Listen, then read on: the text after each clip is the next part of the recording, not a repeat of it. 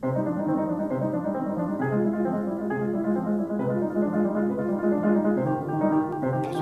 merci d'être venus une fois encore très nombreux pour venir écouter Michel Onfray, et merci à ceux qui nous regardent depuis le site mola.com. Alors, Michel Onfray, vous nous faites une fois encore l'amitié de venir nous voir. Vous êtes venu pour des livres extrêmement différents, et nous sommes particulièrement heureux aujourd'hui de vous accueillir pour Cosmos, ce premier volume d'une brève encyclopédie du monde qui devrait en compter 3. Les seconds seront, enfin le deuxième sera Décadence, qui sera une philosophie de l'histoire, et le troisième Sagesse, qui sera une philosophie pratique. Alors, on y reviendra probablement. Il y a évidemment quelque chose d'ironique doublement ironique probablement, à appeler brève encyclopédie un ensemble qui, je pense, approchera les 1500 pages. Et comme vous le dites vous-même par ailleurs, dire d'une encyclopédie qu'elle est brève, c'est faire preuve d'une sorte d'humilité un peu ironique qui vous convient bien. Alors, vous avez, pour présenter ce livre, fait de très nombreuses interventions dans les médias. On va essayer peut-être de faire un entretien en abordant des sujets un peu moins traités. Le livre, nous nous en réjouissons, est un très grand succès de librairie. Et vous avez indiqué, vous le dites dans le livre à plusieurs reprises, que c'est un premier livre. Ce qu'on peut entendre d'une façon, il abolit les autres, mais d'une façon un peu hegelienne, il les abolit tout en les contenant.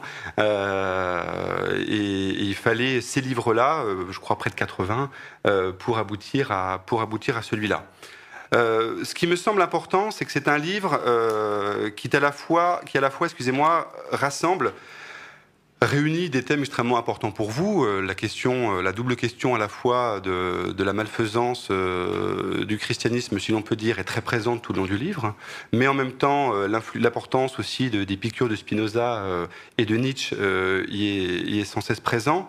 Mais c'est surtout un livre qui est certes réuni, mais ouvre vers de nouveaux horizons, me semble-t-il, à la fois nouveaux horizons théoriques, mais aussi nouvelles façons de faire dans la façon dont vous faites votre livre. C'est un livre qui est, vous le dites vous-même à plusieurs reprises, c'est un livre qui est aussi la manifestation d'une forme de changement dans votre rapport au monde. Il y a à la fois des thèmes très généraux qui sont traités, puisque les 5 parties sont le temps, la vie, l'animal, le cosmos, le sublime. Mais ce qui est très intéressant, c'est que vous le traitez à la fois de la façon dont vous avez pu traiter des œuvres dans la contre-histoire, avec une lecture très serrée, mais c'est aussi un livre très riche de rencontres avec des savants, avec des chercheurs. C'est un livre de voyage, c'est un livre où aussi vous parcourez des œuvres. Et enfin, et ça je pense qu'on y reviendra lors de la conférence, c'est un livre qui me semble extrêmement intéressant, parce que je le trouve animé par tout un tas de tensions, entre le fait que ce soit un gros livre et un grand livre dans lequel, à plusieurs reprises, vous mettez en cause la question de l'importance des livres, sur la question de l'animal aussi, où je pense qu'il y a un point extrêmement important où vous montrez comment un philosophe est aussi amené à ses propres contradictions sur la question de manger de l'animal ou pas.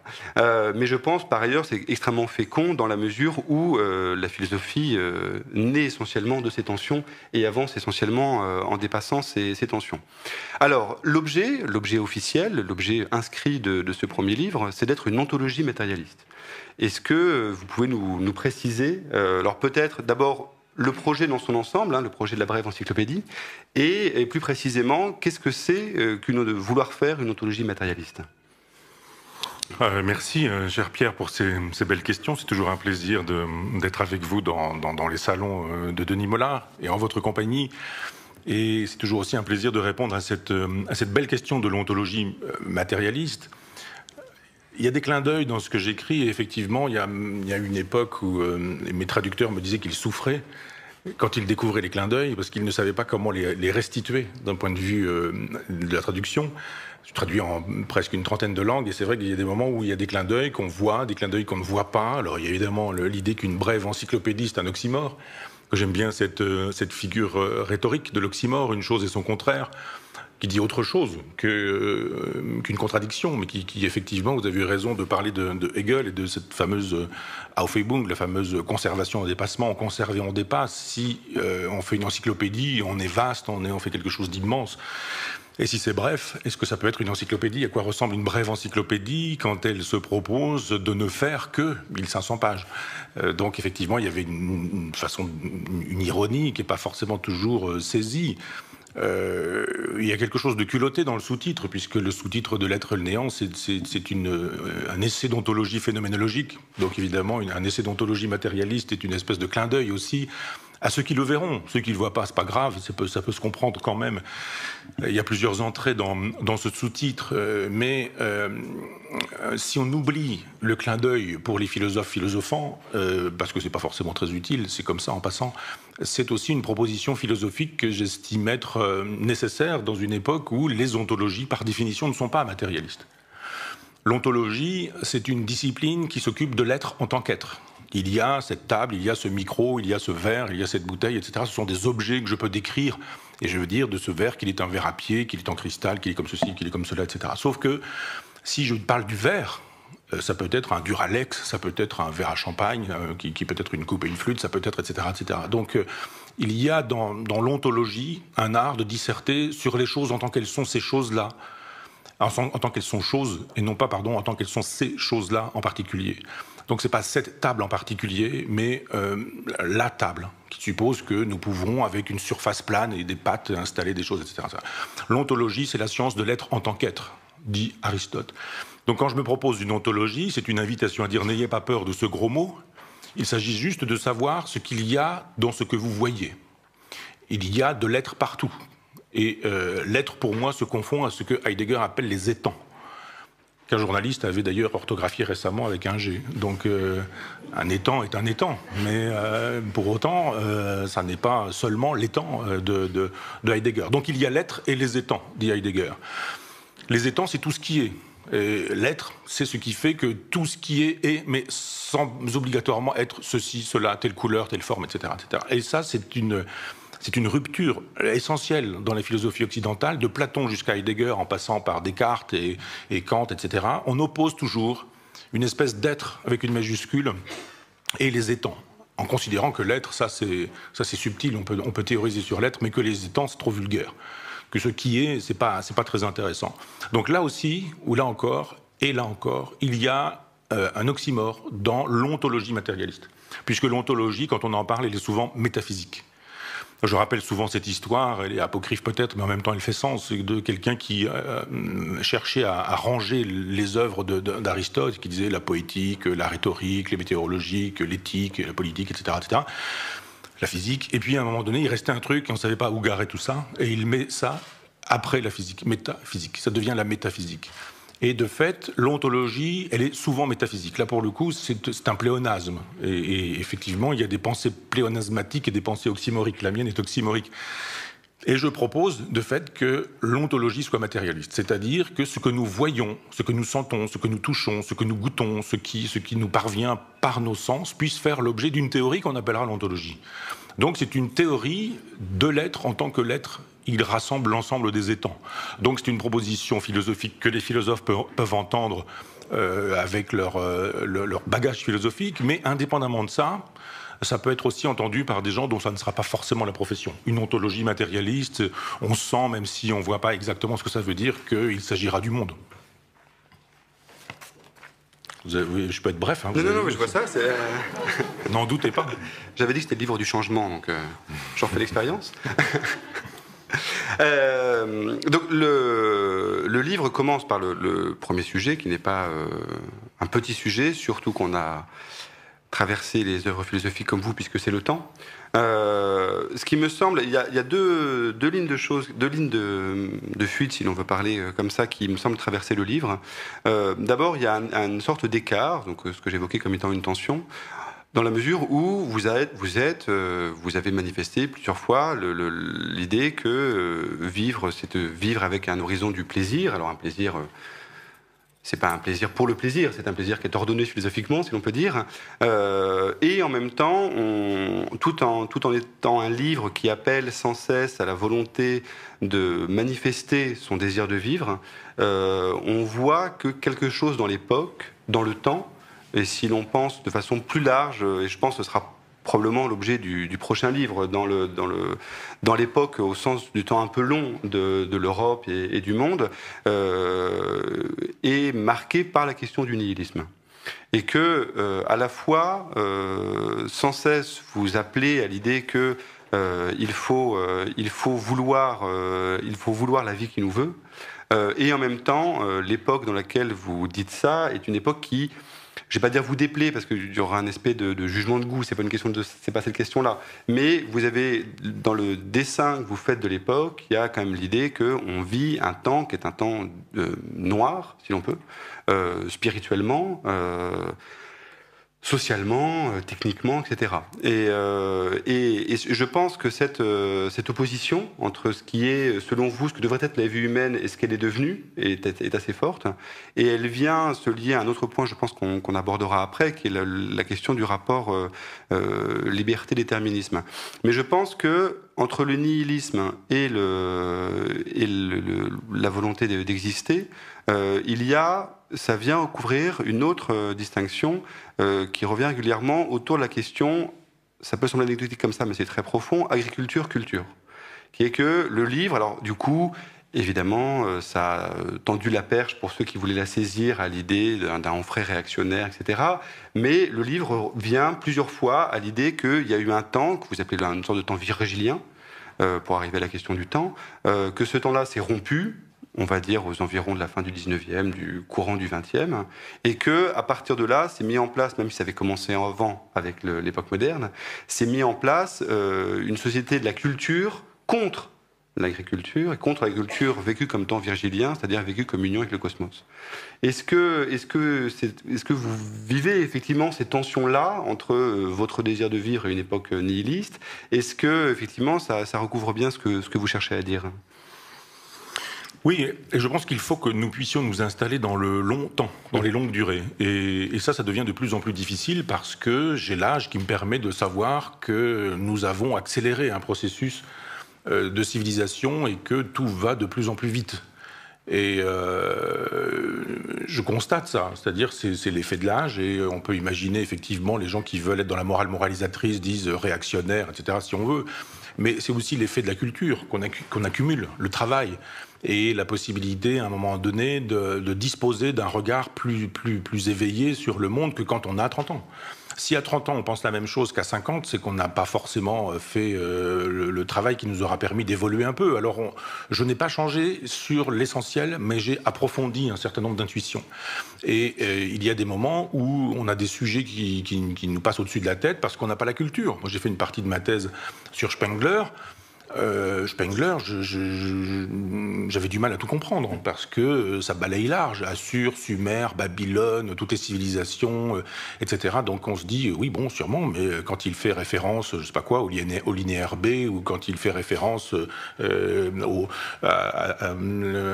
visage dans le Fayoum par exemple, on se dit mais le Fayoum je sais pas ce que c'est. Enfin bon, il y a un moment donné où il faut savoir, il faut travailler, et puis on commence à comprendre des gens qui ont des visions plus générales. Je songe à Spengler, bien sûr, mais Toynbee ou Malraux, quand Malraux parle de l'histoire de l'art, parce qu'on a accumulé de la culture qui, d'un seul coup, nous permet de penser en termes d'historien. Je ne suis pas historien, mais je dispose d'assez d'informations historiques pour pouvoir disposer d'un regard qui est susceptible de ne pas se contenter de l'instant pur.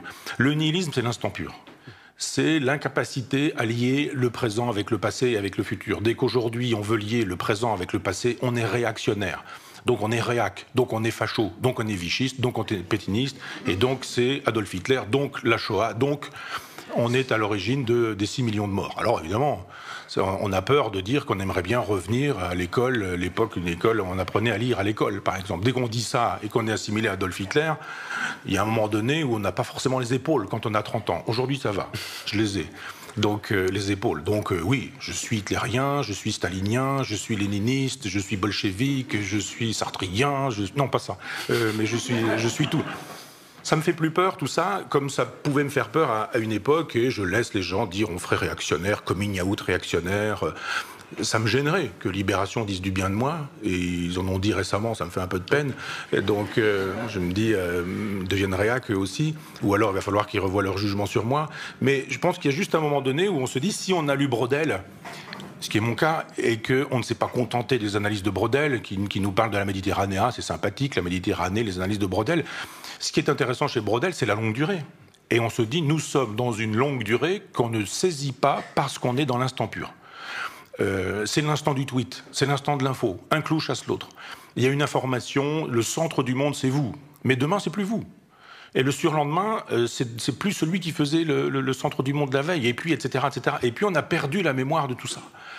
Donc, celui qui dit, mais le présent, il s'enracine dans le passé, il produit des effets dans le futur, c'est quelqu'un dont on dit, mais vous ne seriez pas un peu réac, vous voudriez faire de l'histoire?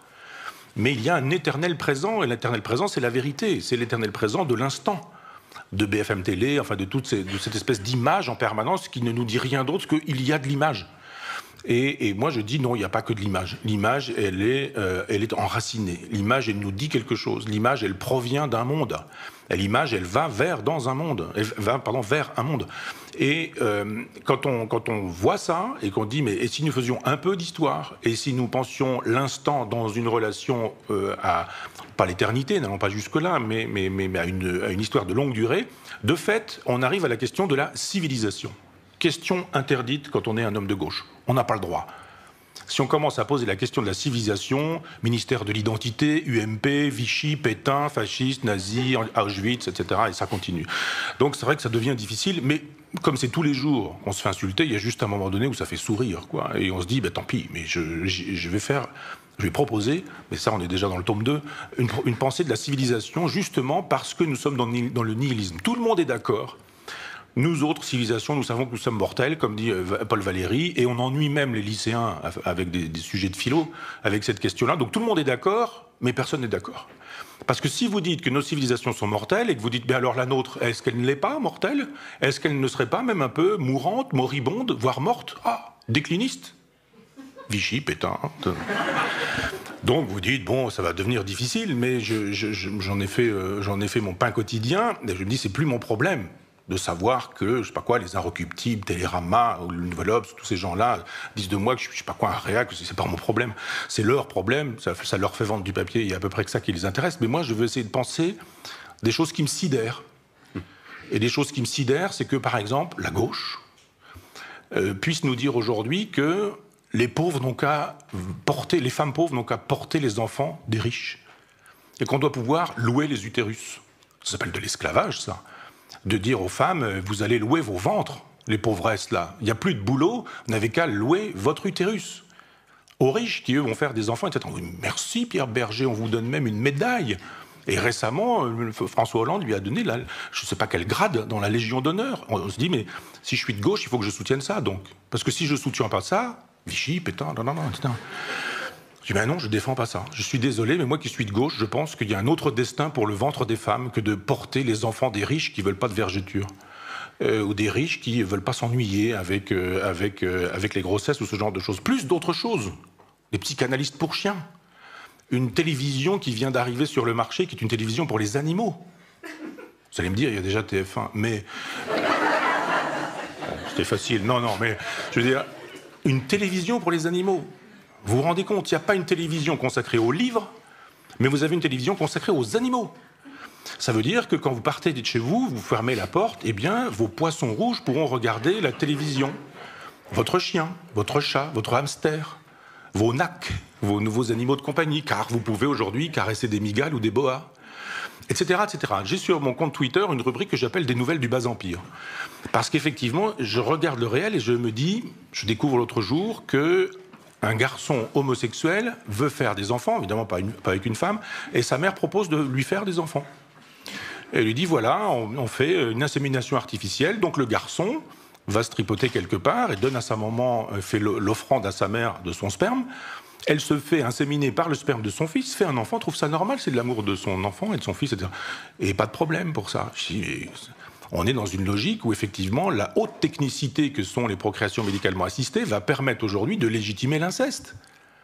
Ça veut dire que les chiens regardent la télé, que les mères portent les enfants de leurs fils, que... enfin, je me dis, mais est-ce qu'effectivement, quand on est de gauche, ces choses-là, on doit les défendre ou est-ce qu'on ne doit pas dire « arrêtez » ? Arrêtez. Je pense qu'il y a juste un moment où on est en train de s'affoler complètement et je pense qu'une civilisation ne s'honore pas quand elle n'a plus que ce genre de choses à proposer. Une télévision de service public qui fait des choses terribles en matière de culture, rien, mais voilà, et une télévision pour les chiens. Et il y a plein d'informations comme ça qui nous permettent de dire, ben oui, ça ne va pas, il y a un problème, ça ne va pas.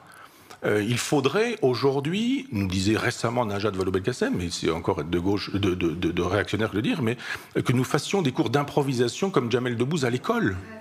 Et qu'en même temps nous supprimions le latin. Je veux bien tout ça. Mais est-ce qu'on a autre chose à proposer que l'arrivée des tablettes à l'école en disant il y a de l'illettrisme, on vous donne des tablettes, fini l'illettrisme. Donc je me dis, moi qui suis justement un fils de pauvre, hein, qui s'en est sorti avec l'école et l'école républicaine où on apprenait à lire, à écrire, à compter, à penser, etc. Et c'était le cas de mon père, qui l'a quitté de bonne heure et qui apprenait ça à l'école. Je me dis, est-ce que c'est vraiment quelque chose d'insupportable que de dire qu'on aimerait bien effectivement que l'école permette la méritocratie, c'est-à-dire que les enfants de classe modeste puissent s'en sortir parce qu'ils ne s'en sortent pas aujourd'hui avec ce qu'on leur propose, puisque ceux qui s'en sortent, ce sont ceux qui ont des parents qui leur transmettent des informations. Pourquoi est-ce qu'on a des fils d'eux partout ? Des fils de ceci, des fils de machin, etc., qui font de la chanson, qui font de la philosophie, qui font de la littérature, qui font du cinéma, qui sont acteurs, et qui sont tous des héritiers. Ils sont tous des héritiers. Si c'est ce qu'on veut, quand on est de gauche, alors j'ai du mal à croire qu'on puisse pouvoir dire qu'on est encore de gauche. Donc je me dis, il y a une espèce de nihilisme généralisé qui fait qu'un Premier ministre s'en vient dire que je contribue à la perte des valeurs, quand c'est ce Premier ministre de gauche qui nous dit que les Roms, il faudrait qu'ils s'en aillent d'ici. Quand Valls nous dit que les Roms ont vocation à rentrer chez eux, on a juste envie de dire, c'est Marine Le Pen qui le dit ou c'est Manuel Valls qui est un homme de gauche. Donc je pense que quand on continue à avoir des valeurs de gauche dans un monde qui n'a plus aucune valeur, effectivement, on passe pour un réactionnaire. Mais que c'est une erreur de parallaxe, que c'est une erreur de perspective qui fait qu'on peut aujourd'hui dire non, je ne suis pas assignable, ma gauche n'est pas assignable. On n'est pas obligé d'être au Parti Socialiste, d'être au Front de gauche ou d'être au NPA pour être de gauche. Et j'ai plein de gens qui me disent en permanence, qui m'arrêtent dans la rue, qui me disent on est d'accord avec vous, et on est de gauche, et justement, on a sur ce sujet exactement la même idée que vous, mais on n'ose pas. On a peur, car Vichy, Pétain, Auschwitz, etc., etc.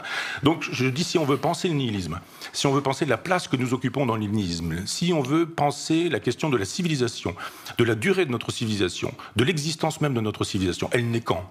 Elle croît comment ? Elle devient grande quand ? À quelle époque ? Avec qui ? Avec quoi ? Etc. 12e siècle, prenez une carte de l'Europe et regardez le nombre des abbayes cisterciennes qui se créent au 12e siècle. C'est extraordinaire. Vous voyez une espèce de floraison sur la totalité de l'Europe et vous vous dites, ben oui, civilisation chrétienne. C'est moi, l'athée, qui vous le dis, notre civilisation est chrétienne. C'est même sidérant qu'on soit obligé de le dire. Dire aujourd'hui notre civilisation est chrétienne, c'est tout de suite passer pour un fasciste qui, etc. Mais non, c'est un fait. C'est un fait d'évidence. Et on construit quoi aujourd'hui ? Qu'est-ce qu'on construit aujourd'hui ? Où sont nos cathédrales ? On n'arrive même pas à finir la Sagrada Familia à Barcelone. Vous dites, on a un architecte qui a proposé une cathédrale, on ne parvient pas à la faire. Elle n'est pas terminée, elle ne se termine pas. Le premier qui a décidé aujourd'hui d'installer un hypermarché avec une cinquantaine de magasins, il vous fait sortir ça du sol en 6 mois. Donc il y a effectivement des choses qui nous permettent de voir que notre civilisation s'effondre, est effondrée, ne va pas bien. Et alors je ne le dis pas en disant soyons réactionnaires, du genre restaurons un ordre ancien, c'était mieux avant, etc., etc. Je dis juste qu'il faut constater que les civilisations marquent leur époque dans un temps, dans une géographie, dans une histoire, et que ça disparaît. Voilà, il y a eu justement, je parlais tout à l'heure, Assur, Sumer, Babylone, etc. On a eu les Grecs, on a eu les Romains, on a eu l'Europe.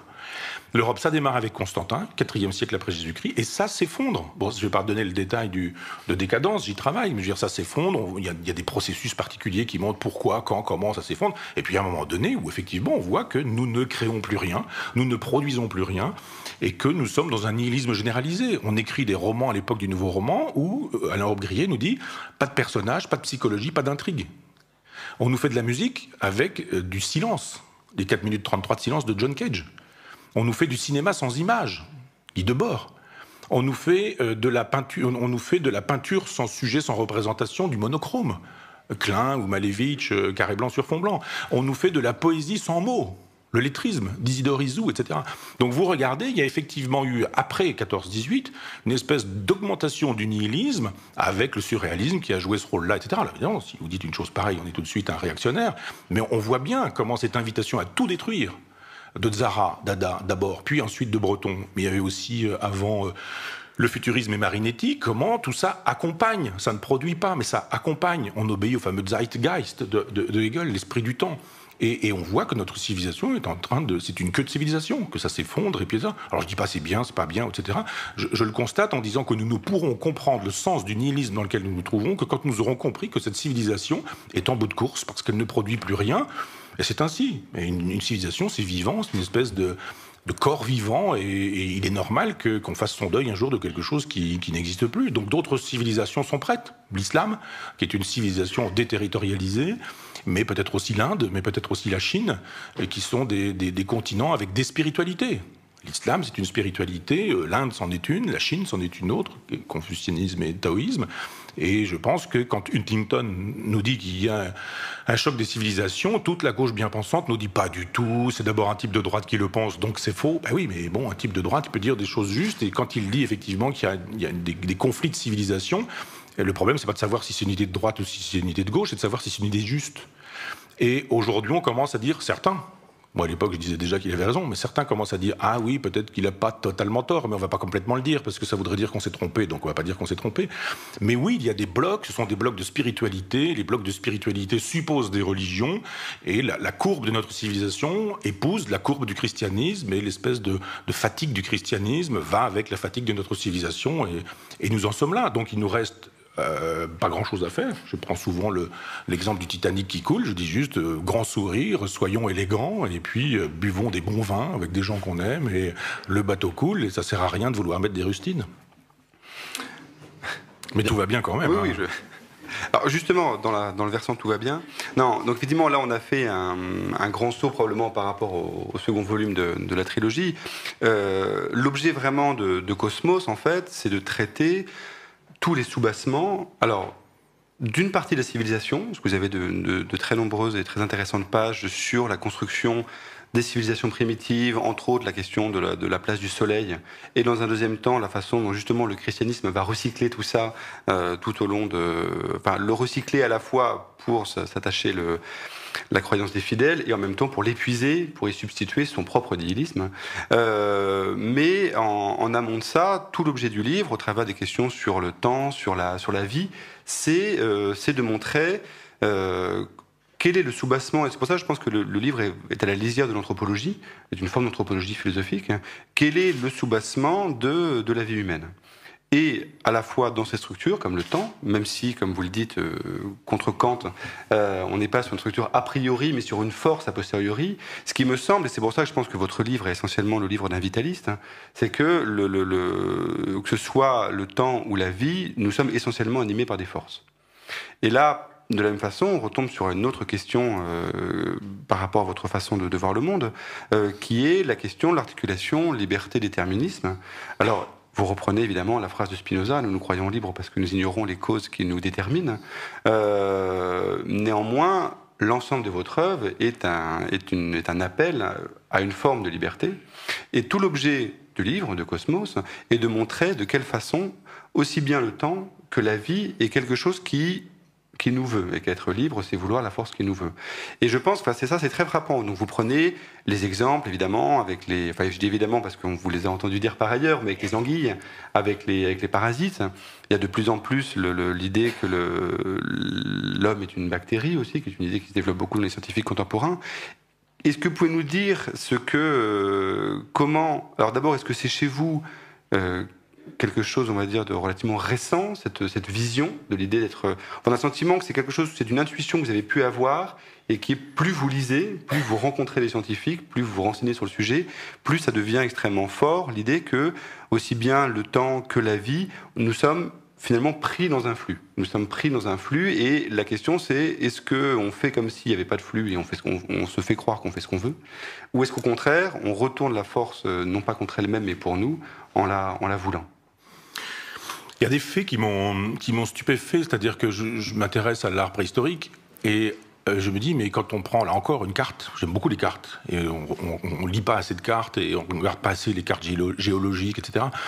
Mais quand on prend une carte du monde et qu'on regarde les lieux de l'art préhistorique, c'est quand même très très éloigné. Je veux dire, même si les continents sont pas ceux d'aujourd'hui, enfin la forme n'est pas la même, mais encore que. Mais je me dis, mais dans des moments semblables, dans des lieux différents, des êtres créent les mêmes types d'œuvres. Et ça, c'est quand même quelque chose d'assez sidérant. C'est-à-dire, aujourd'hui, c'est pas compliqué. Tout l'art contemporain est le même partout sur la planète parce qu'il y a Internet, parce qu'il y a des revues, parce que tout le monde connaît tout le monde et que les informations circulent. À l'époque, on circule au pas d'un homme. Et donc, il n'est pas question d'imaginer que quelqu'un qui fait des peintures préhistoriques ou qui travaille dans une grotte préhistorique, il s'en va donner des cours ailleurs en prenant un avion qui va lui permettre d'aller travailler dans une grotte à l'autre bout de l'Europe, etc., voire en Asie. Et je me dis, mais pourquoi des gens différents, dans des temps semblables, mais dans des espaces différents, peignent-ils les mêmes choses? Inventent-ils les mêmes choses? Pourquoi est-ce que, alors qu'on n'a pas appris aux hommes à tailler une pierre, eh bien, taille-t-on pareillement les pierres partout sur la planète au même moment? Donc je me dis, oui, on peut effectivement imaginer qu'il y a une force. Alors, vous avez utilisé le mot, il est juste, enfin, c'est celui que j'utilise, il y a une force, il y a quelque chose, sûrement pas Dieu. Voilà pourquoi mon ontologie est matérialiste, hein, entendons-nous bien. Il n'y a pas, chez moi, le désir d'une transcendance qui nous ferait dire, ah ben, il y a quand même une espèce de dessein intelligent, comme disent les Américains, qu'on pourrait nommer Dieu et qui voudrait ce qui advient. Non, je dis simplement qu'il y a un processus évolutif, en ce sens, je suis très bergsonien, un processus évolutif qui fait qu'un jour, une étoile s'effondre sur elle-même, et qu'il y a ceci, puis ceci, puis ceci, puis ceci, puis ceci, puis ceci, et qu'il y a une série de causalités, et que dans toutes ces causalités, nous arrivons à un moment donné, il y a l'homme, d'accord, et je pense qu'il y a un moment donné où c'est pas, ça me paraît évident de le dire, où il n'y aura plus l'homme, où ça continuera, il y aura ceci, il y aura cela, etc. Et notre planète disparaîtra en tant que planète habitée par des humains et des vivants, etc., pour devenir une planète froide qui laissera probablement la place à une autre, etc., etc. Simplement, là encore, quand je disais qu'il fallait penser en termes de longue durée, il faut penser en termes de longs espaces aussi, et se dire que notre petite histoire est placée dans une très longue histoire. Et on le sait très bien, moi j'avais lu ça chez Chaunu, mais je pense que Pierre Chaunu n'est pas à l'origine de cette image, mais... Et il l'a rapporté, il disait que si on prenait la création de l'humanité à minuit, par exemple, et qu'on prenait l'apparition de... Enfin, aujourd'hui, midi, la totalité d'un tour de cadran, mais il dit, mais à partir de quel moment l'homme apparaît-il? Eh bien, dans les dernières secondes de la dernière minute. Donc, effectivement, on comprend tout ce qui s'est passé sans l'homme, vraiment.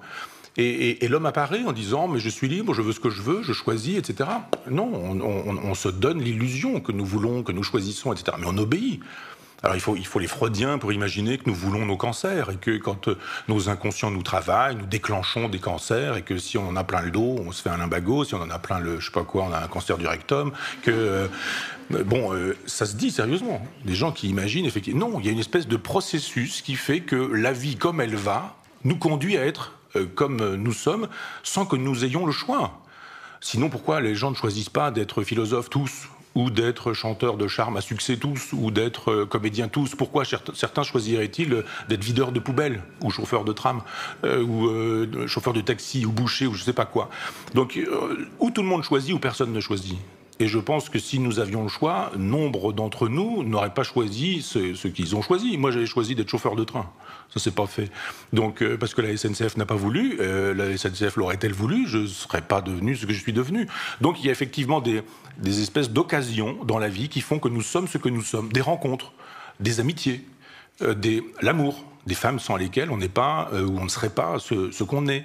Et tout ça, ce sont des hasards. Parce que, ben voilà, vous êtes, je sais pas quoi, nommé dans un lycée, il y a quelqu'un, et puis vous auriez pu être nommé dans un lycée à côté, ou pas dans ce lycée, où vous loupez votre train, et puis vous prenez un autre train, puis il y a quelqu'un sur un banc qui est là, etc. Bon, il y a mille choses qui font que on aurait pu vivre une autre vie, on vit celle-ci, et on a l'impression de l'avoir choisie. Moi, je ne crois pas. Et je crois que, plutôt que de croire qu'il faudrait choisir entre choisir totalement sa vie à la Sartre, ou ne la choisir pas du tout à la Spinoza, ou à la Schopenhauer, par exemple, je pense qu'on doit pouvoir dire, et à la Nietzsche, qu'on peut se créer liberté.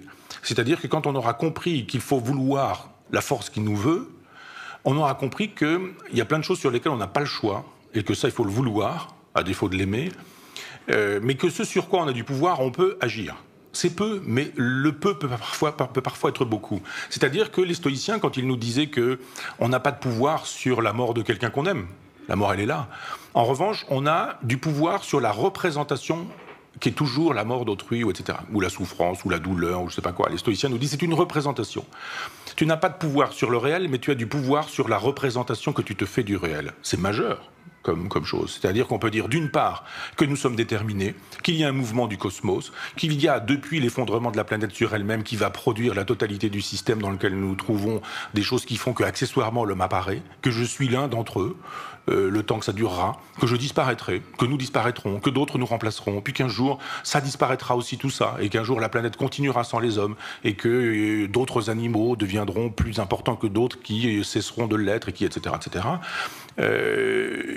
Et puis que quand même, dans cette petite portion existentielle qui est la nôtre, nous avons le pouvoir de mieux vivre, de bien vivre. Et c'est ce que j'appelle l'hédonisme. Alors c'est vrai que vous avez utilisé le mot, et que c'est un mot hyper chargé, parce que l'hédonisme c'est le plaisir, et quand on parle du plaisir, chacun entend mon plaisir. Et comme les gens sont rarement heureux dans l'existence qui est la leur et qu'ils ne sont pas très clairs forcément sur leur plaisir ou pas très heureux avec le plaisir qui est le leur, immédiatement ça les excite ou ça les énerve. Et ça devient une affaire personnelle. Et quand on dit plaisir, immédiatement ça énerve, ça excite et on cesse de penser. Mais il y a juste une invitation dans l'hédonisme qui est le mien, une invitation à dire mais fabriquez de la jubilation à être. De la jubilation à être avec autrui, de la jubilation autour de vous, mais faites de votre corps un partenaire. La maladie peut arriver, la douleur peut être là, la souffrance peut être là, puis la vieillesse qui fait qu'un jour votre corps sera moins votre partenaire, puis qu'à un moment donné vous ne sera plus du tout votre partenaire, puis qu'à un moment donné vous risque de devenir votre ennemi. Donc ayez conscience de tout ça et réconciliez-vous avec tout ce qui peut vous donner du plaisir, qui donnera du plaisir à autrui. Alors c'est pas cigarette, whisky et petite pépé, c'est pas un hédonisme de sybarite. On peut très bien avoir du plaisir à boire de l'eau fraîche avec quelqu'un qu'on aime et à pas avoir du plaisir avec un très grand vin avec des crétins qui partageront notre table. Quand je dis crétin, ça marche pas qu'avec Manuel Valls, hein. Je veux dire, c'est large comme concept. Et donc, l'hédonisme, c'est ça, c'est de savoir fabriquer de la jubilation avec peu de choses et de se souvenir que Épicure avait cette belle expression, il parlait du pur plaisir d'exister. L'hédonisme, c'est l'art de savoir qu'il y a un pur plaisir d'exister. Maintenant, c'est à chacun de faire ce trajet vers lui-même, en direction de lui-même. Moi, je ne peux pas le faire pour les autres, je l'ai fait pour moi. J'enseigne à l'université populaire, j'enseigne des trajets existentiels en disant regardez comment Montaigne s'y est pris, comment Spinoza s'y est pris, comment Thoreau s'y est pris, comment cette année Jean Kelevitch, Michael Dufresne, Robert Misrahi s'y sont pris. Et puis, ne vivez pas la vie de Jean Kelevitch, ça n'a aucun sens. Mais regardez comment ça se construit une vie, et puis construisez la vôtre. Et la vôtre, c'est pas la mienne. Il ne s'agit pas de vivre la mienne. Il ne s'agit pas de porter les vêtements du voisin. Il s'agit de se faire du sur-mesure existentiel. Et c'est la proposition que je fais justement en partant du cosmos, en disant un peu de modestie, nous ne sommes pas le centre du monde, mais pour autant, il ne s'agit pas d'être immodeste en se disant que nous sommes aussi d'une certaine manière le centre du monde. C'est nous qui, à partir de nous, pouvons modifier notre vision des choses et du monde, et le bonheur est susceptible d'être atteint, même dans des moments durs. Je me souviens de mon coiffeur que j'aimais beaucoup, que j'aime beaucoup, mais qui était c'est un vieux monsieur maintenant, mais résistant à 17 ans, déporté, et qui me disait que même dans les camps de concentration, dans son camp de concentration, il avait des moments de jubilation. Des moments de lumière, des moments de qualité du lever du matin, des moments où ils étaient debout pendant des heures dans le froid, il faisait moins 15, moins 20, et où ils voyaient passer des animaux. Et il me disait, mais il y avait même dans les moments les plus terribles de la déportation, des occasions de jubilation. Donc il faut les chercher, les vouloir, les créer. Et l'hédonisme auquel j'aspire, c'est ça. C'est pas un hédonisme, évidemment, consumériste ou facile et à la petite semaine. Alors, malheureusement, le temps commence déjà à nous presser. Néanmoins, il y a je pense que ça fait une transition vers un point qui me semble important, et peut-être que vous avez un peu moins abordé que d'autres, qui est le point final du livre, qui est la question du sublime. Dans la mesure où on peut considérer que, justement, par rapport à ce pur plaisir d'exister, le sublime, en tant que catégorie artistique, y participe largement, dans la mesure où, contre Kant, qui en fait une catégorie, justement, inaccessible à l'histoire de l'art, puisqu'on est dépassé par l'imagination, enfin l'imagination est dépassée par le sublime, qui est une catégorie plus face à des océans ou à une tempête. Vous essayez, vous commencez à esquisser dans cet ouvrage-là, là aussi une contre-histoire de l'art, alors qui pourrait commencer avec l'art rupestre que vous évoquez à de nombreuses reprises dans le livre, et que vous faites courir après via Archimboldo, via un petit tableau que vous possédez. Et donc voilà, il y a des pages assez belles où à la fois c'est un tableau, peut-être que vous l'évoquerez, qui vous touche énormément, mais dont vous ne savez pas vraiment quoi faire. Et c'est peut-être ça aussi l'un des signes du sublime. Juste une lecture de Caspar Friedrich, pour le coup complètement déchristianisé et complètement rendu à ce qu'il est probablement, qui est effectivement l'un des grands peintres du sublime, et jusqu'au Landart, qui orne la couverture du livre, avec des pièces où la boucle est bouclée, puisque évidemment le temps est circulaire, et dans la mesure où le Landart est probablement l'une des reconstructions contemporaines d'un art primitif, si on peut penser à ces catégories-là. Est-ce que vous pouvez nous dire justement comment pour vous, puisqu'on a évoqué, je pense dans d'autres livres, vous avez évoqué de façon plus longue d'autres voies du pur plaisir d'exister, comment justement l'art, au travers de cette filiation, de cette contre-filiation de l'histoire de l'art, est un des instruments essentiels avec la contemplation du cosmos, de la possibilité justement d'accéder à soi-même. Oui, le concept de contre-histoire renvoie évidemment à l'existence d'une histoire. S'il y a une contre-histoire, c'est qu'il y a une histoire et que je propose une histoire à côté. Et c'est souvent l'histoire officielle. Et l'histoire officielle, elle l'est pourquoi ? Elle l'est pourquoi ? Elle est parce qu'il aura fallu fabriquer une civilisation. Alors on verra, mais je suis presque en train de... Je pense que vous ne voulez pas que je vienne parler de décadence, parce qu'on est en train de faire la réunion ou la rencontre pour Décadence, mais il y aura dans Décadence cette proposition que Jésus n'ayant jamais historiquement existé, puisque c'est une proposition qui se fait à partir d'un Ancien Testament qui l'annonce, et une secte juive nous dit que ce Jésus n'est pas, enfin ce prophète, ce Messie n'est pas à venir puisqu'il est déjà venu, et on le fabrique à partir de l'identité qu'on lui prêtait en disant, eh bien regardez, il est ceci, il est cela. Mais toutes les qualités de Jésus, elles sont déjà dans un Ancien Testament qui les annonce, et c'est ce qui fait qu'on peut parler de judéo-christianisme. Donc Jésus n'existe pas historiquement, simplement après, on a fait un personnage qui a existé, un personnage fabuleux, etc., et on lui fabrique une vie. Le père, la mère, Jésus, Marie, Joseph, les rois mages, etc., etc. Et c'est ce que les historiens ont appelé une forgerie. Et cette forgerie, elle se fait notamment avec Constantin, qui lui invente pour le coup une crucifixion. Mais il invente une crucifixion, c'est comme si vous disiez aujourd'hui que vous avez le téléphone portable de Descartes. Vous dites, évidemment, Descartes, téléphone portable, ça m'étonne, quoi. Au XVIIe siècle, il n'y en avait pas. Eh bien, si vous faites tout ce travail avec ce qui se passe avec Jésus sur le temps où il est censé exister, il y a plein de choses qui sont des anachronismes complets. Pas rentrer dans le détail, j'en donnerai la liste dans Décadence. Mais l'art arrive à un moment, et c'est un moment extrêmement important dans l'histoire, c'est le moment de la querelle des iconoclastes, des iconodules, des iconophiles. Hein. C'est-à-dire que des gens nous disent, est-ce qu'on a le droit de représenter Jésus, le Christ, Dieu ? Les musulmans ont répondu non, et ça produit un certain type de civilisation. Nous, on dit oui, non, peut-être, faut voir des conciles, ça se crêpe le chignon, les évêques, et il y a un moment donné où on décide oui, on a le droit. Et on nous fabrique une civilisation. C'est-à-dire ce Jésus qui n'a jamais historiquement existé, iconographiquement, on va le mettre partout.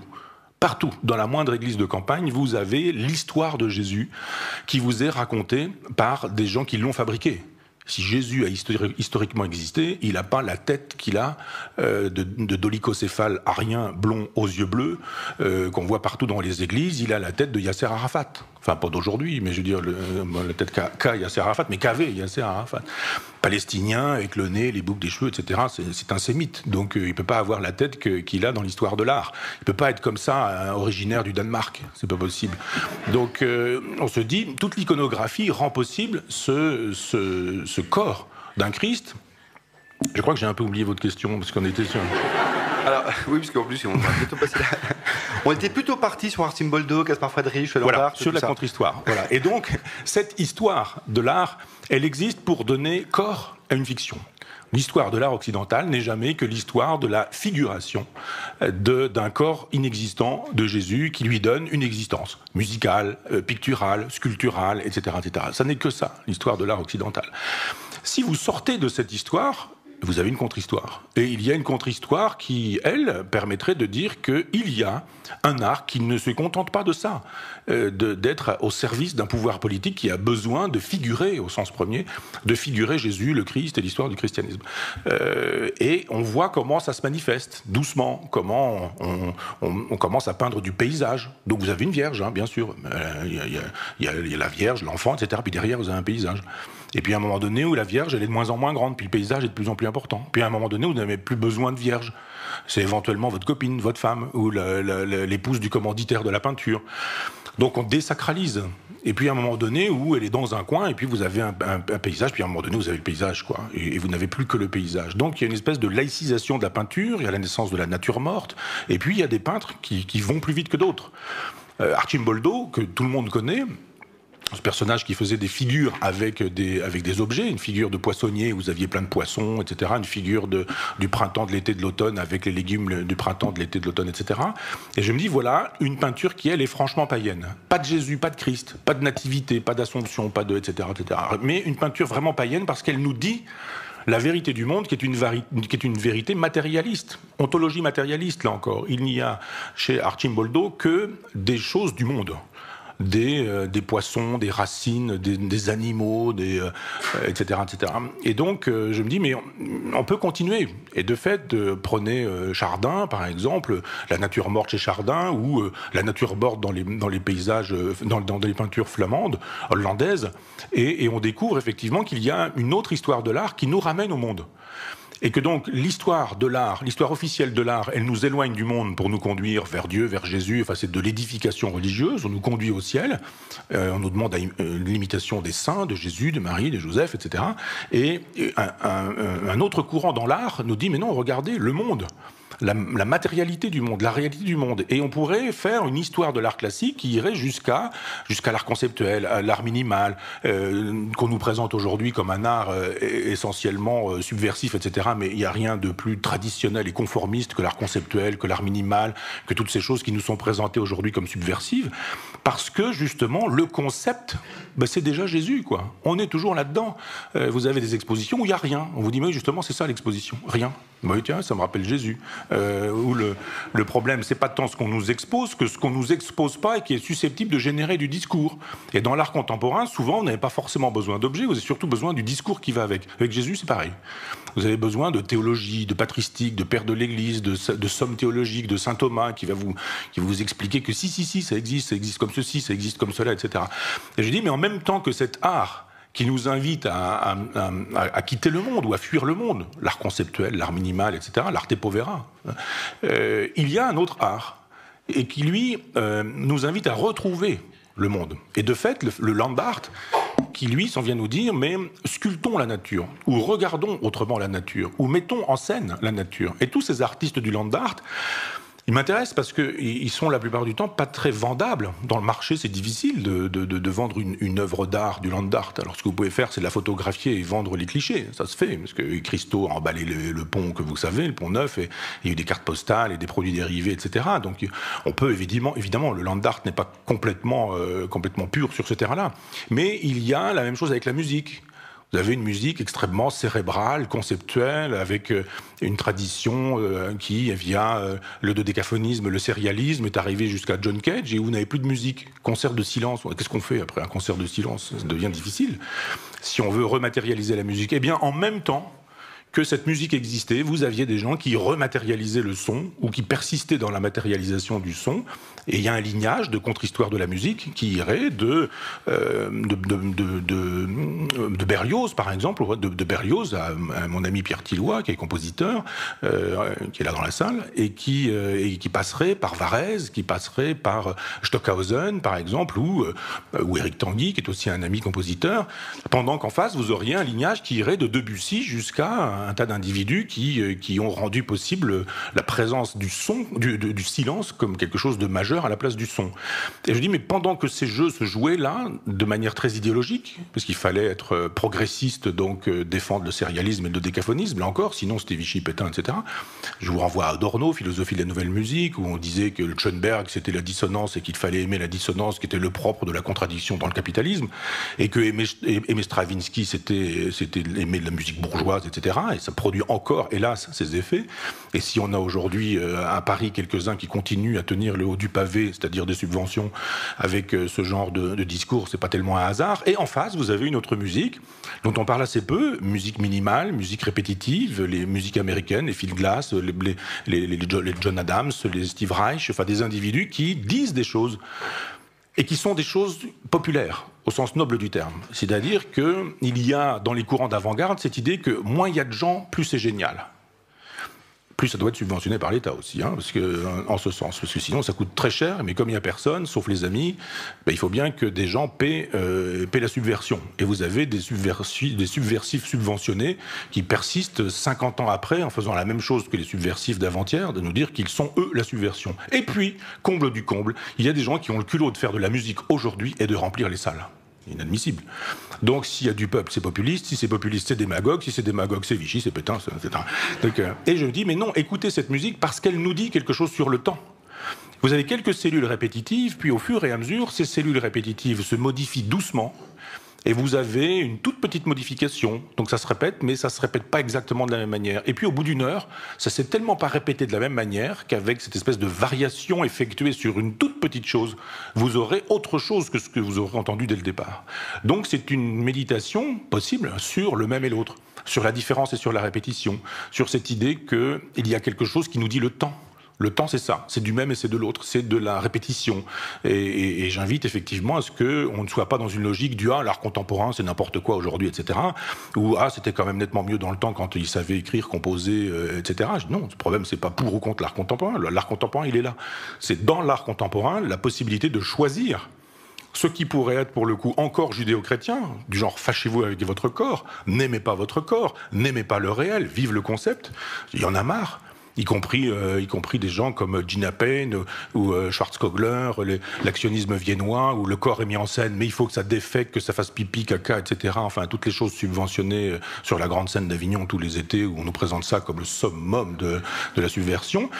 Et je dis, mais non, tout ça, c'est la passion christique. On fait souffrir le corps, on lui fait, on l'entaille, il saigne, etc. Tout ça est fort sympathique. Je suis pas contre ça. Ça a eu lieu. Mais il y a aussi un autre art contemporain, avec d'autres individus qui nous ont dit d'autres choses, et j'invite à ce qu'on aille faire cette contre-histoire en disant, mais ne vous fâchez pas avec l'art contemporain, n'aimez pas tout l'art contemporain, mais connaissez-le d'abord, connaissez la musique contemporaine, et vous verrez que après vous pourrez faire votre choix, que des musiques vous ramènent au monde, et que des musiques vous en éloignent, que des peintures ou des œuvres d'art vous éloignent du monde, et d'autres vous y ramènent. Et, cher Pierre, vous aviez parlé dans la première question de ma méfiance à l'endroit des livres. Je précise, méfiance à l'endroit des livres qui nous éloignent du monde, avec une invitation à lire les livres qui nous ramènent au monde. Et d'ailleurs, je voudrais rendre un hommage à Denis Mola et à la librairie Mola, et parce qu'il y a dans la librairie un choix des livres qui ramènent au monde. Et je trouvais ça très beau, très sympathique, un clin d'œil très amical, mais de dire effectivement, je ne fais pas une critique des livres, ça n'aurait aucun sens d'écrire des livres pour faire la critique des livres, mais de dire des livres vous ramèneront au monde. Et ces livres-là, lisez-les plutôt, quoi. Et quand je vois sur la table de presse ces livres-là, je suis très heureux, quoi, en disant, ben oui, lisez plutôt Darwin, lisez plutôt des haïkus, lisez plutôt des, je sais pas quoi, un traité d'apiculture, ou un truc pour tailler vos rosiers, par exemple. Et ces livres-là vous apprendront à retrouver le monde beaucoup plus que des livres qui vous feront une analyse du concept de rosier de l'Antiquité jusqu'à nos jours, en passant par le statut de la rose dans l'islam, enfin, ce genre de choses. Tout ça est fort sympathique, mais on peut lire ça aussi. Mais je dis, ne perdez pas votre temps à vous éloigner du monde. Tout est fait pour qu'on vous en éloigne, donc retrouvez-le. Michel Onfray, mais merci beaucoup pour cette conclusion.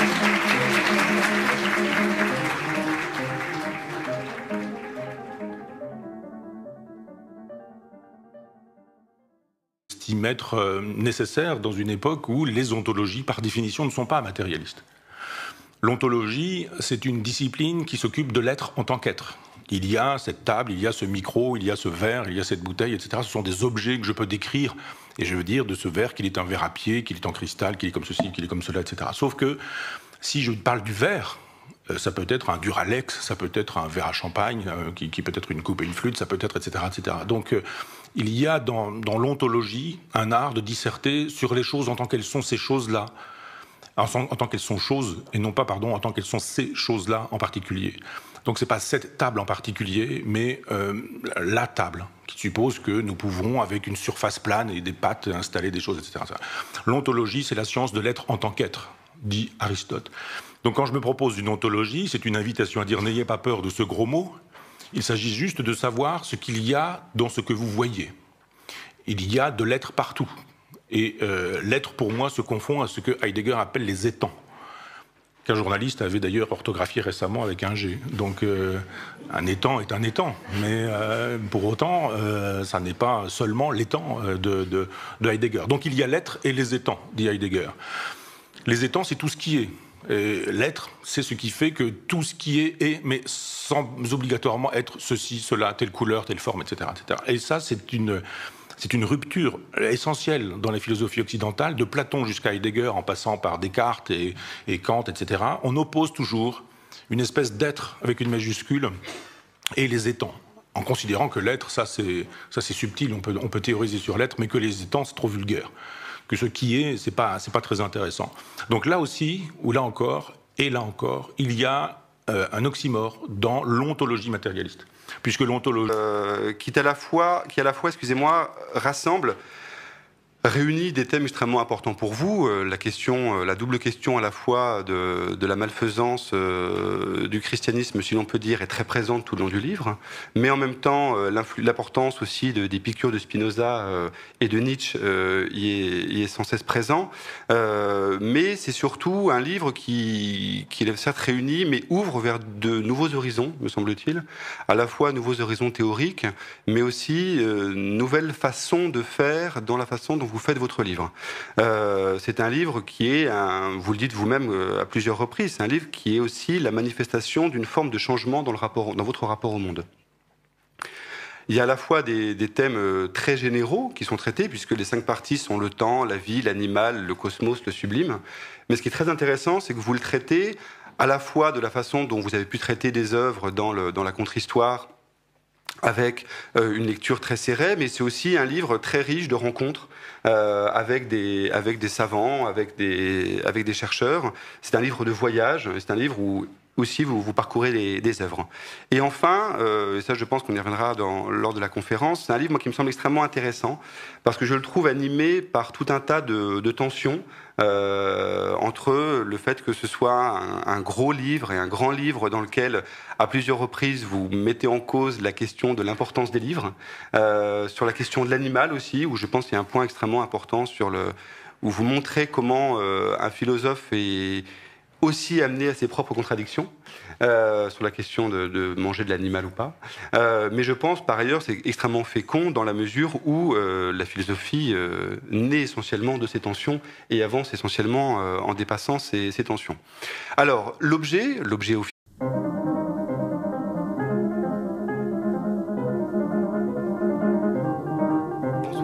Merci d'être venus une fois encore très nombreux pour venir écouter Michel Onfray, et merci à ceux qui nous regardent depuis le site mola.com. Alors, Michel Onfray, vous nous faites une fois encore l'amitié de venir nous voir. Vous êtes venu pour des livres extrêmement différents, et nous sommes particulièrement heureux aujourd'hui de vous accueillir pour Cosmos, ce premier volume d'une brève encyclopédie du monde qui devrait en compter 3. Les seconds le deuxième sera Décadence, qui sera une philosophie de l'histoire, et le troisième, Sagesse, qui sera une philosophie pratique. Alors, on y reviendra probablement. Il y a évidemment quelque chose d'ironique doublement ironique probablement, à appeler brève encyclopédie un ensemble qui, je pense, approchera les 1500 pages. Et comme vous le dites vous-même par ailleurs, dire d'une encyclopédie qu'elle est brève, c'est faire preuve d'une sorte d'humilité un peu ironique qui vous convient bien. Alors, vous avez, pour présenter ce livre, fait de très nombreuses interventions dans les médias. On va essayer peut-être de faire un entretien en abordant des sujets un peu moins traités. Le livre, nous nous en réjouissons, est un très grand succès de librairie. Et vous avez indiqué, vous le dites dans le livre à plusieurs reprises, que c'est un premier livre. Ce qu'on peut entendre d'une façon, il abolit les autres, mais d'une façon un peu hegelienne, il les abolit tout en les contenant. Et il fallait ces livres-là, je crois près de 80, pour aboutir à celui-là. Ce qui me semble important, c'est que c'est un livre officiel. L'objet inscrit de ce premier livre, c'est d'être une ontologie matérialiste. Est-ce que vous pouvez nous préciser, alors peut-être d'abord le projet dans son ensemble, le projet de la brève encyclopédie, et plus précisément, qu'est-ce que c'est de vouloir faire une ontologie matérialiste ? Merci, cher Pierre, pour ces belles questions. C'est toujours un plaisir d'être avec vous dans les salons de Denis Mollard et en votre compagnie. Et c'est toujours aussi un plaisir de répondre à cette belle question de l'ontologie matérialiste. Il y a des clins d'œil dans ce que j'écris, et effectivement, il y a une époque où mes traducteurs me disaient qu'ils souffraient quand ils découvraient les clins d'œil, parce qu'ils ne savaient pas comment les restituer d'un point de vue de la traduction. Je traduis en presque une trentaine de langues, et c'est vrai qu'il y a des moments où il y a des clins d'œil qu'on voit, des clins d'œil qu'on ne voit pas. Alors il y a évidemment l'idée qu'une brève encyclopédie, c'est un oxymore. J'aime bien cette figure rhétorique de l'oxymore, une chose et son contraire, qui dit autre chose qu'une contradiction, mais qui effectivement, vous avez eu raison de parler de Hegel et de cette fameuse Aufhebung, la fameuse conservation en dépassement. On conserve et on dépasse. Si on fait une encyclopédie, on est vaste, on fait quelque chose d'immense. Et si c'est bref, est-ce que ça peut être une encyclopédie? À quoi ressemble une brève encyclopédie quand elle se propose de ne faire que 1500 pages? Donc effectivement, il y avait une ironie qui n'est pas forcément toujours saisie. Il y a quelque chose de culotté dans le sous-titre, puisque le sous-titre de L'être et le néant, c'est un essai d'ontologie phénoménologique. Donc évidemment, un essai d'ontologie matérialiste est une espèce de clin d'œil aussi à ceux qui le verront. Ceux qui ne le voient pas, c'est pas grave, ça peut se comprendre quand même. Il y a plusieurs entrées dans ce sous-titre, mais si on oublie le clin d'œil pour les philosophes philosophants, parce que c'est pas forcément très utile, c'est comme ça en passant, c'est aussi une proposition philosophique que j'ai dit, quand on en parle, elle est souvent métaphysique.